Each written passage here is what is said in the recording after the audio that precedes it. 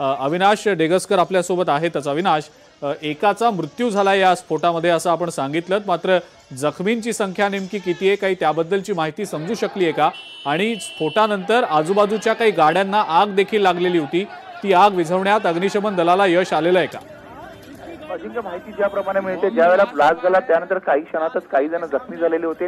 त्यांना जवळच्या शासकीय रुग्णालयात हलवण्यात आलेलं होतं। स्थानिकांनी आणि पोलिसांनी, दिल्ली पोलिसांनी त्या जखमी झालेल्यांना जवळच हॉस्पिटलमध्ये हलवण्याची माहिती आहे। मात्र सध्या जी माहिती मिळते त्यात एकाचा मृत्यू झाल्याची माहिती या ब्लास्टमध्ये मिळते।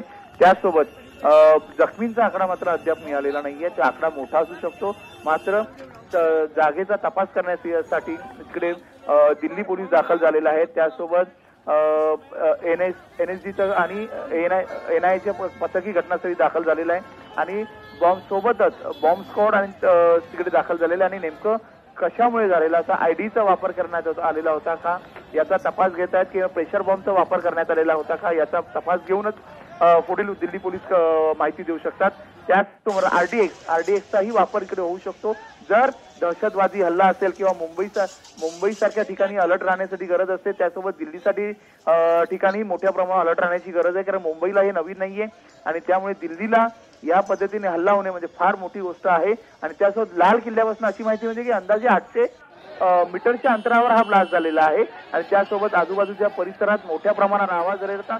अधिकची माहिती अशी होती की बराच वेळ ही गाडी होती, ब्लास्ट झालेली गाडी होती, कार होती, ती पार्किंग मध्ये एका बाजूला ठेवण्यात आलेली होती, मात्र तिकडे दुर्लक्ष झाल्यामुळे हा ब्लास्ट झालेला आहे अशी माहिती आपल्याकडे आलेली आहे। आता नवीनच माहिती आलेली आहे। नवीन माहिती अशी आलेली आहे की अजून एकाचा मृत्यू झालेल्याची माहिती आहे।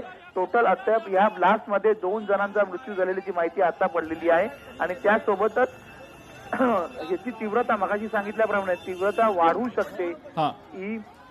वाढू शकते आणि मुंबईची हाय अलर्ट केलेला आहे। ती मगाशी आपण ज्या पद्धतीने सांगितलं की महत्वाची जी शहरं आहेत पूर्ण महाराष्ट्रात, जसं जिकडे धोका जास्त असतो, मुंबई असेल, पुणे असेल, मालेगावही असं आपण म्हणू शकतो की त्या 3 ठिकाणी ब्लास्टचा अनुभव हा जुना नाहीये, प्रत्येकाने त्याचा अनुभव घेतलेला आहे, त्यामुळे इकडे हाय अलर्ट टाकणंच गरजेचं असतं। त्यासोबतच आता पुढची अपडेट आता दिल्ली पोलिसांकडून आपल्याला मिळेल। ठीक आहे, फॉरेन्सिक आणि टेक्निकल टीम सुद्धा आता सध्या तिथं घटनास्थळी दाखल झाल्याची माहिती मिळतेय।